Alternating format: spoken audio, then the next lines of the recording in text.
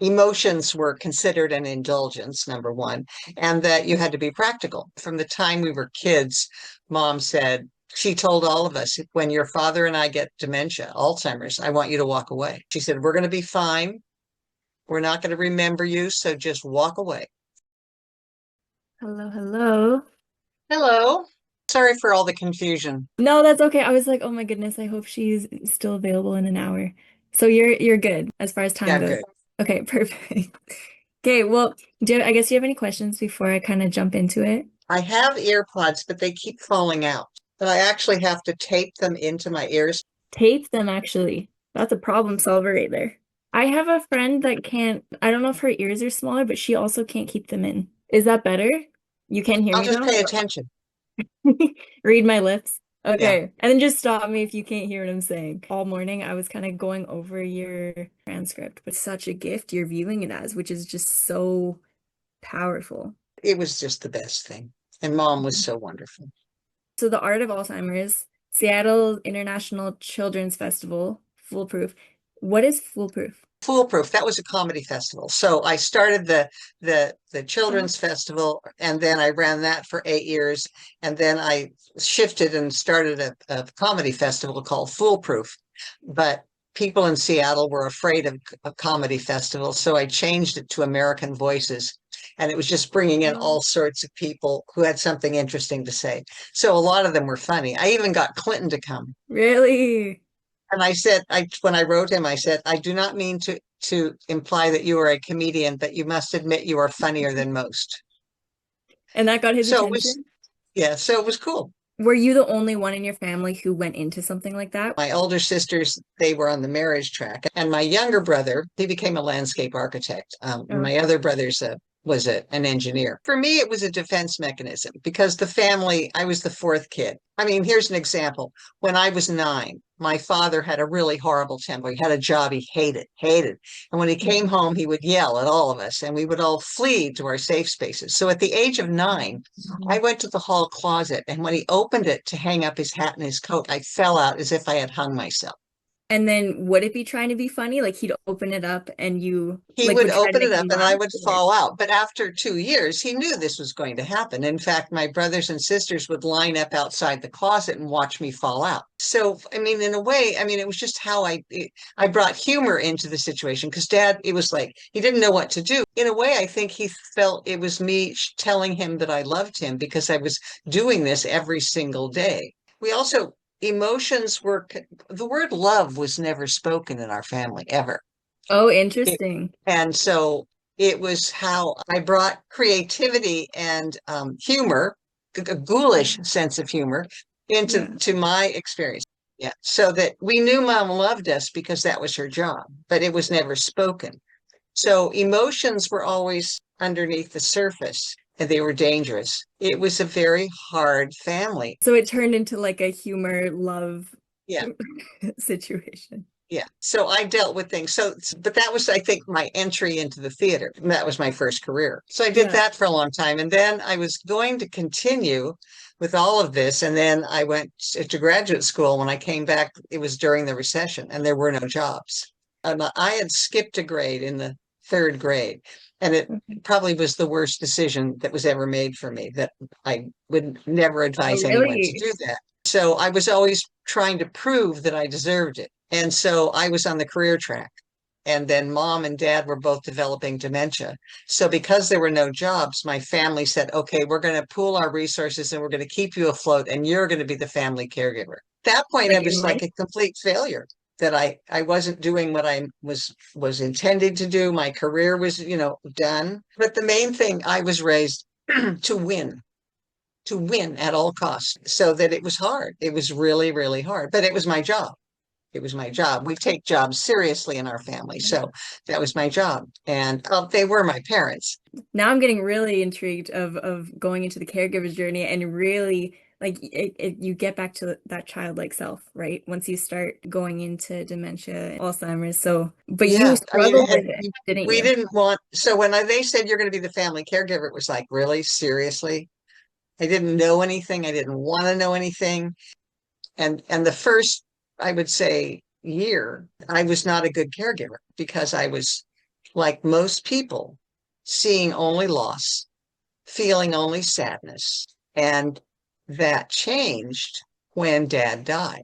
And the Horizon House where Mom and Dad lived, they took care of most of their care. I took care of doctor's appointments and I tried to Oh, make them feel engaged. So I was there basically to fill in the cracks. And I didn't see them that often. And every time I did, Mom's words were always in the back of my mind, walk away, walk away. why do you think she was like that though? Like I know obviously it would have taken a toll strongly for her to say that. I guess Well, she had been a caregiver for her mother, and it was really hard because she had 5 kids, a job, and a husband who needed a lot of attention. And so she didn't want any of us to sacrifice our lives to take care of her dad. Dad and Mom had been together for 72 years, best friends. They adored one another. And Dad, at the age of 89, died. There were rules about death in our family. First, no tears. You were not allowed to cry. And you are not allowed to have funerals, and you are not allowed to have memorial services. This is Catholic. This is oh, Scottish Calvinist stuff. just to add to that though, like were you allowed to cry for other things? Like was that weird that you weren't allowed to cry for deaths? Like were No, you we have allowed cried for to? other things. We cried for Okay. other things. I So you cried still if can I felt express emotions. Yeah. yeah, Okay. because every Calvinist knows they're going to heaven, and if you cry, it is an indication that you don't think they're going to heaven, so you don't cry. And so we woke Mom up, and I had never seen Mom cry. And I've never seen tears like that from anybody ever.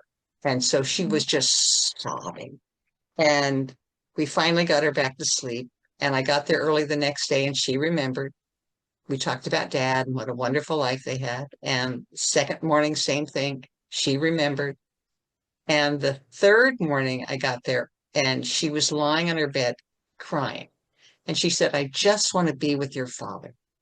And without thinking, I summoned the mother of my youth and I said, well, Mom, you should have thought of that before you started taking such good care of yourself. And she laughed and she said, well, that's life. And from then on, she put it in a box. She said, oh, Bob, 40 times a day. But she decided to rejoin the world. So that was the turning point because she was really bored. So I took her to this painting class for people who live with memory loss. Right. And she didn't expect anything. I didn't expect anything. In fact, she thought painting was stupid. And she painted this wonderful, wonderful painting. So she painted this fabulous painting. And I said how wonderful it was. And she said, I didn't do that. That was her first painting, that one right there. If you asked her to look at it, she said, I didn't do that. Like And immediately after. maybe for the first 5 minutes, she would say it's hers, but then it's no. And Yeah. so it was really difficult because she refused to admit it. And if I didn't take it with me, she would throw it away. But the paintings were so fascinating, and I was fascinated. That was one of the late, this is her first year when she saw, yeah, when she saw a flower, she painted a flower.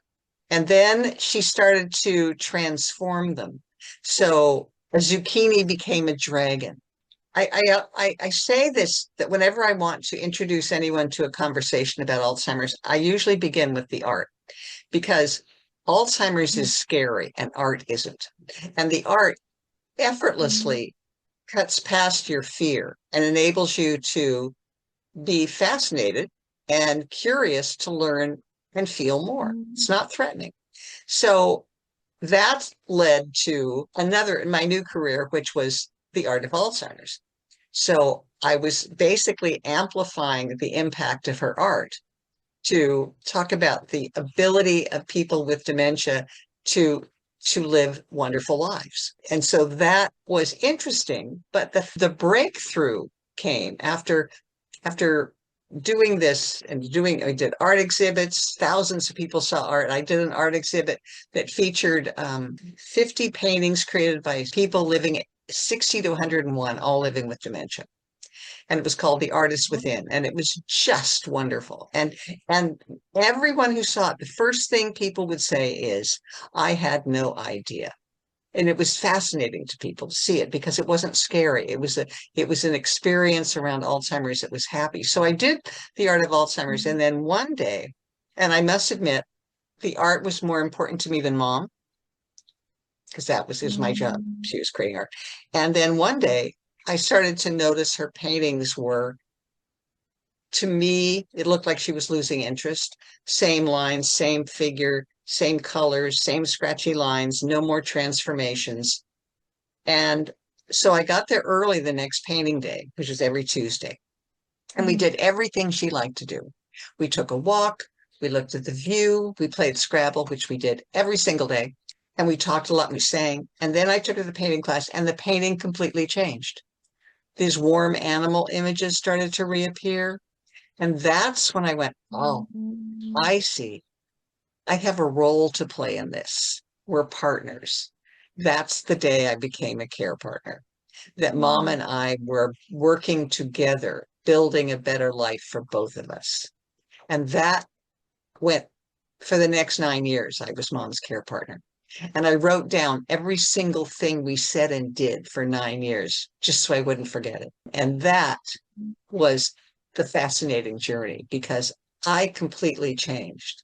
Mom was light years ahead of me in learning how to live a good life with dementia. I was still fighting that whole thing. I was still focused on the loss. And then I finally slowed down and I embraced the woman who was with me in the moment. And I realized she was living with dementia, not suffering from dementia. It was the beginning of everything. So every single day, now I was seeing her every day. And every single day I learned something. I learned something either about people who are living with dementia. I learned something about me. What was The your biggest biggest thing, thing that you learned in that? oh, there's so many things. I mean, I learned number one, how to be a better care partner, which was to slow down and to listen and to ask questions and to take her seriously, to enjoy the moment and realize it's not about me, and to smile. And in that process, I became a better person because I was slowing down and I was listening to people instead of trying to win.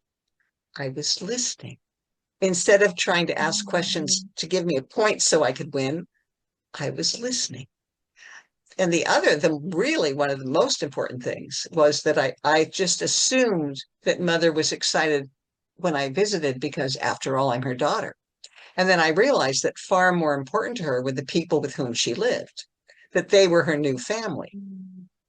And then they were willing to accept me as a member of their family. And so whenever I would visit every day, I would usually arrange my visits. They would begin right before lunch. And so I would go to the ladies' table where all my new moms were hanging out. Mom was at the table. And they were just delightful people. And so that fear that one has about people who live with dementia, they're just empty shells where someone used to live, that these are lives not worth living. Well, no, absolutely. These are absolutely fabulous people. And they were all different and distinct people. One of them, this wonderful woman, she had a stuffed animal named Gus. And so whenever I arrived, I would always go over to Gus and I would go, woof, and say, oh, that makes him so happy. Then I would give everyone shoulder massages. Now I would ask first, and they wouldn't necessarily know what I meant, but then they'd see the person next to them going, ah, and then they'd want one. Not everybody, but I'd always ask. And so I did this for years. Even the staff started wanting shoulder massages. And one day, Gloria came up to me, best compliment I've ever received in my entire life. She came up to me and she said, do you tuck your wings in a handkerchief when you're not here? These are just You're there utterly in delightful people. So that instead of, because I didn't grow up learning how to love or to be loved. I always would describe it as from fists clenched. Yeah. Suddenly I had hands open. And that being with these lovely women was an opportunity to express love, receive love with no fear. This was huge for me. It was this moment of just joy. Well, you said with no fear. Did you have fear when you would love before? Oh yeah. Fear Oh of yeah. what? I did not believe that I could be loved, Mm, that I believed that I could not be loved, that that it was um so I was if I had a choice between someone who treated me badly and someone who treated me well, I would choose the person who treated me badly because that's how I felt that I deserved to be treated. But being with these people, it was just so liberating. I didn't have to be afraid. This one woman named Ruby, she was from Atlanta, and she loved mangoes. Well, mangoes were never on the menu at Horizon House. So I started mhm, bringing her mangoes that she could just leave in her room as they ripened. And then when she told me they were ripe, we'd open them up and then she could eat them. I mean, just mhm. simple, simple, simple things. It was so much fun. I hadn't ever That's so been in a beautiful. situation where being around people was just so much fun. The theater was as close as I got before. Right. But but I was a producer because I was afraid to act. It was just I couldn't do it. But at any rate, there was this one woman who was Italian. Every time I saw her, I would give her a kiss on her forehead. Mhm. And then she would turn to me and said, "You are my joy." Just Mm. so who wouldn't want to be there? When you were able to receive that love too, like I think that's also a massive breakthrough. Oh yeah. Oh yeah. Like that's so awesome. And everything that you're saying, like, and I'm loving hearing this perspective. I walked through this with kids. I worked in a daycare for 5 years, Hmm. and I also didn't talk about my feelings growing up in our family. We just didn't do that. Um, everyone acts accordingly. You go to school and just what everyone does. Um, Yeah. and so I have this belief in like the Bible. I don't know if you believe in God, but in the garden, there's the tree of I am, or whatever you want to call it. Basically, as soon as they were in community, they were so loved. So they were able to create, they were able to glow, they were able to just live like a kid, live with Yeah. no worries because they were secure. And as soon as Yeah. they started getting that ego part, as soon as they started well, I can be someone and like Hmm. performance and good and bad, and I'm gonna be this good person, and you're this bad person, and separating yourself from humanity. That's when you get separated from God and Yeah. from who we're created to be. And so, what you're saying about surrendering to that and letting love in again, and the Yeah. fact that your mother was the one to give you that gift Well, of, it's interesting. you Years before mom developed dementia, when they were living in Horizon House in independent know. living, and I lived in a big house not far from there, sharing it with a bunch of people. And one day she arrived unannounced and walked up to my room where I was taking a nap, and she laid down next to me and she told me she loved me. Now, that's something I never heard before. And I just Um, remember crying, and I didn't say anything. And then she said, "I guess I should have said that more often." And again, we oh, never spoke of it. that We grips never me. spoke of it again. But years later, as her care partner, it unlocked all that love that was waiting so long for me to feel. So for me, it was the being a care partner with mom. It's the best thing I've ever done. It was the most rewarding thing I've ever done, and it changed my life. Well, and And if you could go back to your person who was going in arts and living the dream, your dream of what you wanted, and coming back of, well, I don't want to be this. I don't know how to be that. You said I was the worst care partner. I didn't know right, yeah. what to do. Like if you could go back and talk to her, like what would you say? I couldn't say this is going to be the best thing you've ever done because, of course, that would make no sense. It would just be relax, calm down. She's still there. Ask questions. Mm, And listen and ask questions. That's the most important advice I can give to anybody. And that it's not about you. It's not about how you would feel if you had dementia. It's about her. And it's a process. You have to experience it. I mean, one reason I wrote the book was that I wanted to invite people to take a walk with me and mom, not to tell them what it's that's like, but to beautiful. have them experience it for themselves. And it's all within all of this fabulous artwork, but it was also these funny, just what we did every single day was just so much fun. And there were these breakthrough moments when I went, "Oh, I see." I mean, there was once question she would ask over and over and over and over and over again, which is, what is Seattle going to be? What do I think Seattle's going to be like in 50 years? And sometimes she'd change the time frame to 250 years. And at the beginning, I found that boring. So I would just come up with some idea and then I would change the subject. But she kept asking. So I finally realized, oh, I see. This is important to her. Mm-hmm. And so I stopped and I asked her what she thought Seattle would be like in 50 years. And all sorts of fun things Oh. started to come out. She actually said maybe women will start wearing skirts again. And Mm. and all these fun things. So as one of the things I did as a result of that, I had my sisters and mom's younger sister, Louise, and my nieces, and we all arrived at mom's door wearing skirts. And so I had a No. skirt for her and I had a skirt for mom. And she didn't know quite what to do. It was sort of disorienting. And after about a half an hour, she was so relieved to change out of the skirt. But it was fun. We played a joke on mom. It's 50 And years so in the future. yeah, so all in all, it was just it's listening and being present and responding to what is happening around you. She would Well, always laugh. She was incredibly competitive. So every day I would get there and I would say, I'm going to beat you at Scrabble. And she would ball up her fist and say, maybe not. And then we play Scrabble. And then at a certain point, probably because she died at 96, and probably at the age of 94, one day she was having a really hard time making words, really hard time. Then she just stopped and she stood there. And then she turned to me and she said, sometimes your brain just gets in the way. And then she made Jewel on the triple. It was just, and that you always hear that thing about I became the parent and she became the child. No, mom was always my mother. She was always teaching me something. If I listened, she was teaching me something. She always would begin any conversation with a smile and a compliment. And that's when so I good. started doing that years later, it was like, oh, what a wonderful way to start a conversation. Who knew? It was mom knew. And she was always, if I listened through her actions and through her thoughts, she was teaching me. Wow.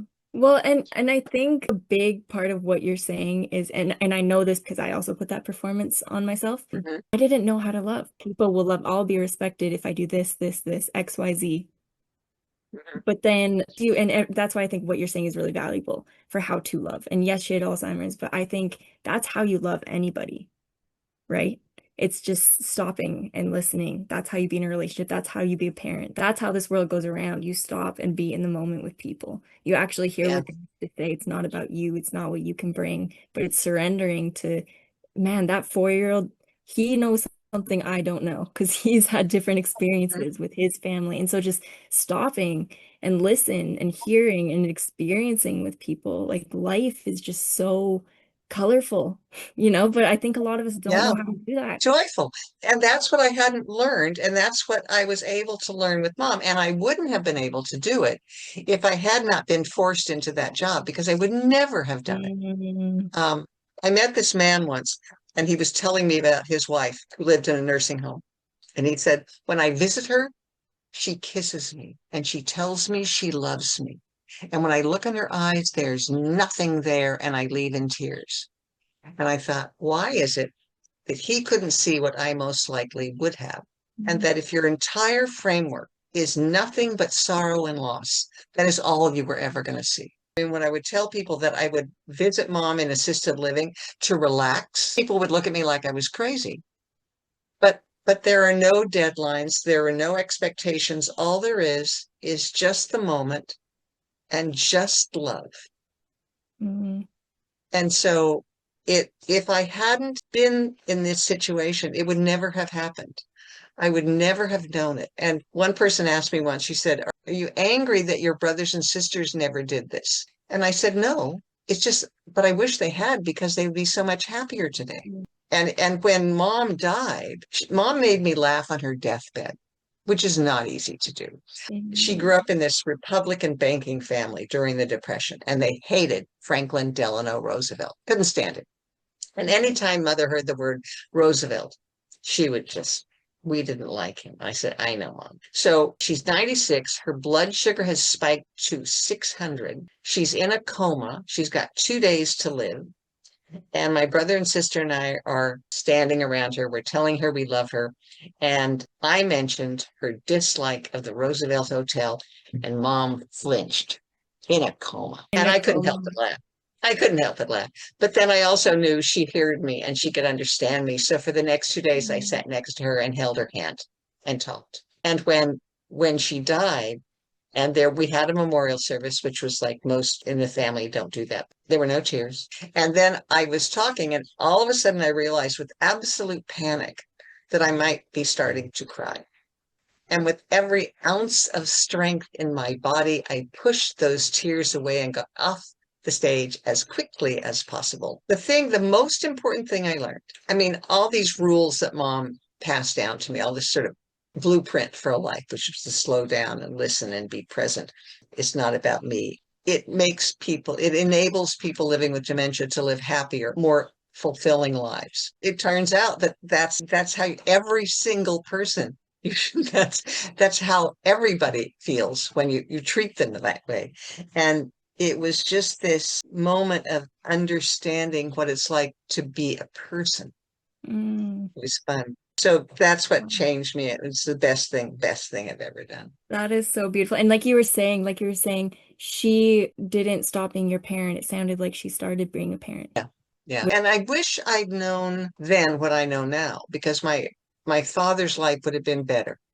It would have been different because he was not this happy person. But I could have just been with him to reassure him that I wasn't going to leave him. I could have given him a shoulder massage, which he would have loved. I could have told him I loved him. But these are things I learned. So it's all about Yeah. passing it forward. Well, But do you think she never had that safety before she got the Alzheimer's? the Because like safety, you were saying how you did all the things she loved to get her painting back. It's like creativity, curiosity, oh, asking questions, to be able to be creative, to be able to make mistakes. well, it's difficult. It's difficult when you're talking to somebody who raised by Scottish Calvinists. It's Right, just difficult. right. But mom was essentially who she was. The mother I remember growing up, who was this, incredible, funny, opinionated, civic-minded, this leader, funny, mischievous, all those things were intact. They were different, but they were Okay. intact. Who she was, essentially, she was still there. I wish that I'd known all these things about all the people that I was dealing with. I wish I'd known more about their lives, what they'd been doing, what their interests were. I could have been a better partner to them if I'd known. Okay. Mom played the piano from the time she was like 5. When she could no longer read sheet music, she created her own medley, which never varied. Started with Silent Night, and at the same moment, exactly the same time, it morphed into Polly Wolly Doodle All Day. And she Mhm. played expertly. But anyway, when mom died, like 3 days after she died, I went back to House. And Evelyn, who didn't have dementia, but she was 104, and she needed support. So she became my next mom. That we Mm. got really, really, really close. And when finally at 105, she was in hospice, and I went to her and I sat down next to her, and I told her I loved her, and she opened her eyes briefly and she said, "Life is so wonderful." Then she closed her eyes Mm. again. And that's when I decided, okay, it's time for me to re-enter the world. Wow. And And when was that? How long ago was that? that was probably around 2000. Mom died in 2015, so it took me a couple of years. So it was Okay. around 2016, and then I was offered this fabulous job running Maude's Awards. I Oh. had met the founder, Richard Ferry, and he was enormously wealthy. He decided to start this program where he would reward people for interesting and wonderful ideas that have basically enabled people to thrive and live with happiness. And so every year we give away $100,000, and he asked me to run it, and I said, yeah. So that's what I've been doing since Wow. 2019. That's incredible. See how everything works out just so seamlessly? Yeah. Hmm. That's So, incredible. so it all in all, it was a great thing. It's a great thing. And I appreciate you really opening up. Really is just what it means to love, and it's not just you and your mom. It's, oh, there's a whole community of people Yeah. who are wanting to be in the moment with me and be my family. And it's Yeah. opening up to everyone around you. And it's so I have this belief, like this is why I believe in God so, so, so much. Like muchly. God, like that love is what we're all meant to experience. Of Yeah. like, I'm not gonna leave you. I'm gonna sit with you in the mess. I'm going to have like long suffering, right? I'm gonna suffer along with you and joyfully. We're gonna have fun in this. And Hmm. everyone is supposed to experience that. And you're so, it's easy to be grateful when you're in that with someone. It was so much fun. We had a routine, Mom and I. When I leave, she would give me a hug and say, "Don't work too hard," and then I would leave. And then there was this moment where she started to come to the elevator with me, with every intention of leaving with me. And usually I would look around for, her friends so that she could do that or that there'd be some activity. But this time there were no activities, nothing was going on. And Mother was looking at me with, complete trust that she was coming with me. And I couldn't just abandon her. So we started to sing. So we started to sing Good Night, Ladies. And we started to walk round and around the halls singing Good Night, Ladies. And every time we got to a nurse's station, they would join in. And every time we saw one of Mother's companions, they would join in. And this happened about 3 times around the hallway. And then finally we got back to Mom's apartment as I put it aloft on a happy chorus of sound. And she turned to me and she said, "Don't work too hard," and gave me a big hug. And then I left. That's so good. I love all of this. So it just, every moment has an opportunity to do something wonderful. That right there. Well, and were you able to receive the love to be able to give that creativity and that curiosity in yourself through all those Well, people and it was started when I was there. I started it when I was a member of that family. to That receive that it? it's not as easy outside. It's easy there. Yeah. But I've tried. I mean, even today, I have to remind myself sometimes. So I'm talking to someone, I have to say, it's not about you. Don't start with your sad stories about anything. It's just ask questions, start with what they're Mhm. doing. I know this one person who starts every single answer with the word no. And once I said to her, "Are you aware that you answer every single question with the word no?" And she said, "No, I don't." Like, does she And try to just be a stickler or why does she do that? she's exceedingly unhappy. Oh, so she's like really just always She's a responds like she's a that. really unhappy person. And so to begin that's how she sees. In fact, it's hard for me to talk to her sometimes because there's going to be this outpouring of sadness that's just sort of overwhelming. Right. It's too bad, but Well, but and I did want to touch on, I know like how you treated your mom, that's how we all should feel all the time. So that we yeah. can be creative, so that we can go out and make mistakes. And it's nothing is high stakes because we're so loved at our core. And so I Mhm. want everyone to feel that way, that you treated her. And so that's in faith. You do that because, like you were saying, it does partner with fears when you don't really know how to love fully.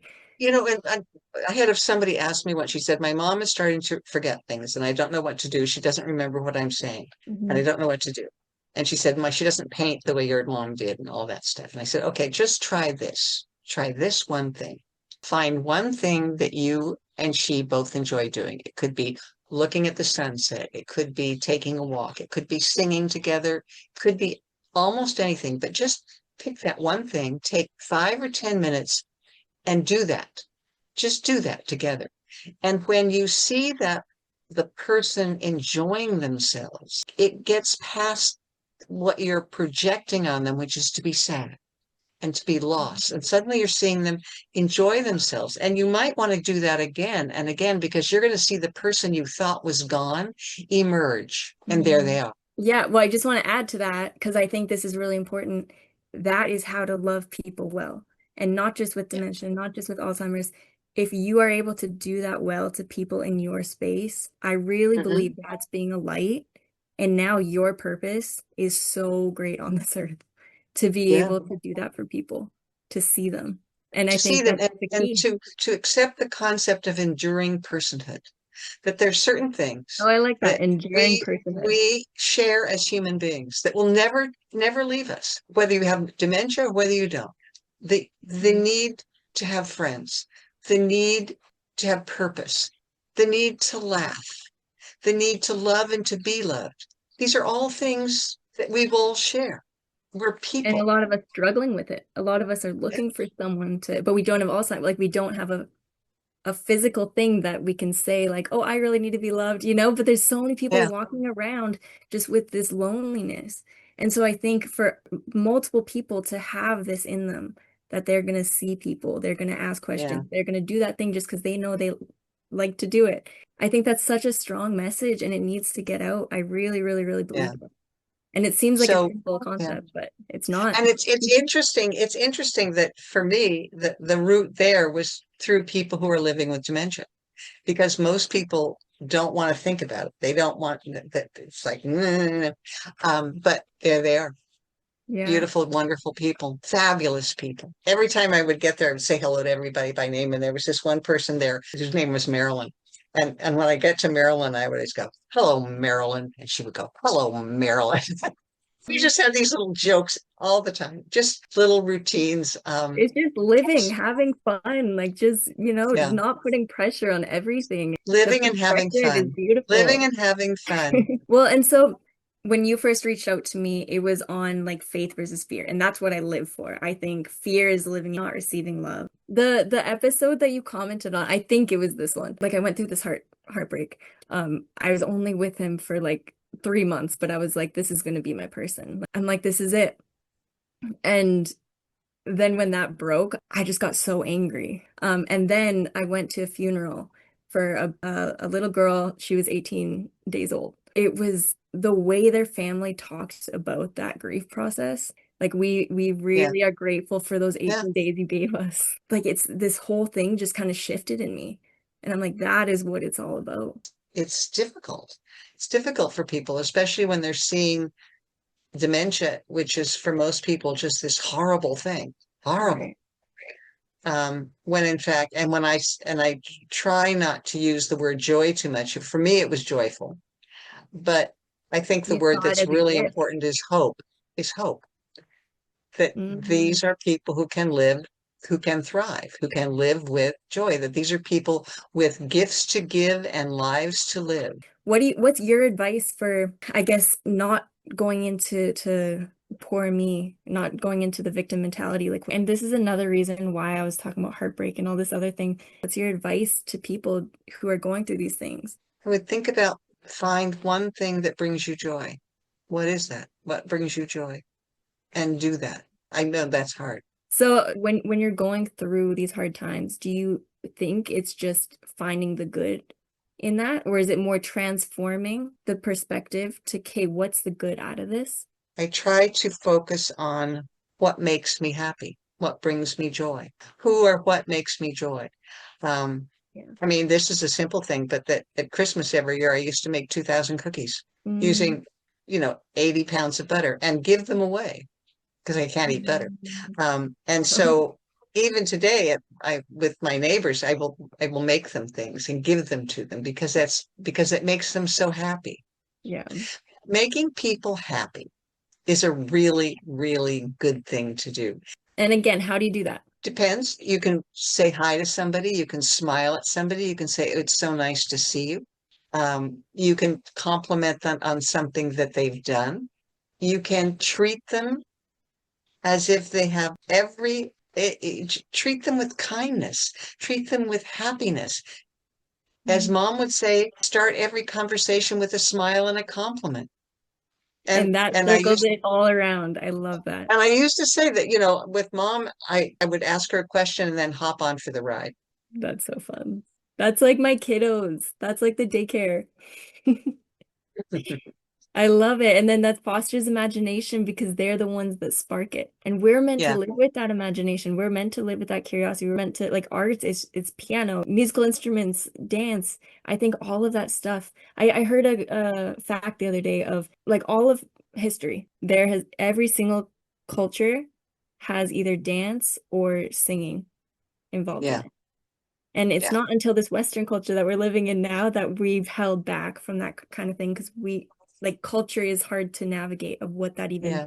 is, And right? mom wouldn't remember that if mom wouldn't remember songs, but if I'd start it, she'd join in and she'd remember it, with me. Ooh, whoa, Everything. right there, right there. Wait, she wouldn't always remember songs, but when I would start it, she would join in with me. I wonder if that's the point of life.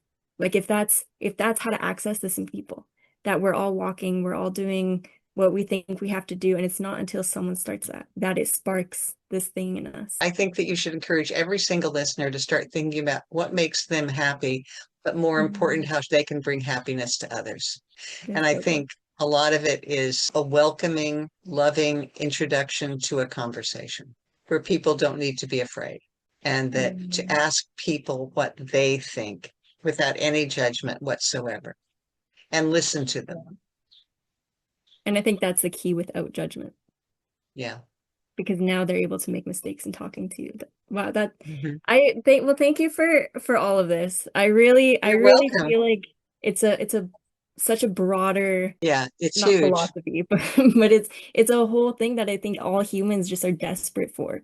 And you were able to find it in that some I found people it with aren't. mom, and I've been trying, it was easy with mom. I And mean, most people would think that it's not, but it was easy with mom. And you so tapped trying into it. to replicate that is a challenge, but it's the goal. Yeah. Well, and I think it's a domino effect once you start affecting others. And so I think, And since these are things that all these rules about all the way you treat people living with dementia, it's how you treat everybody. And if everybody treated everybody that way, we'd all be a lot better off. yeah, that's so good. That is such an incredible message. Well, Right. I love all of this. I know you have your book out. You have a Oh, lot so out if you there. want to see the book, it's called Don't Walk Away, A Care Partner's Journey. And it's mom and my story. And it's available on Amazon, also Barnes and Noble. And the easiest way to get it is just to go to this website we have for the book called don'twalkaway.net. And right on the Okay. first page, you can click on these links that will take you to either one of them Okay, to perfect. Well, buy one. So, send me that link and I'll put it in the okay, do it right now. description.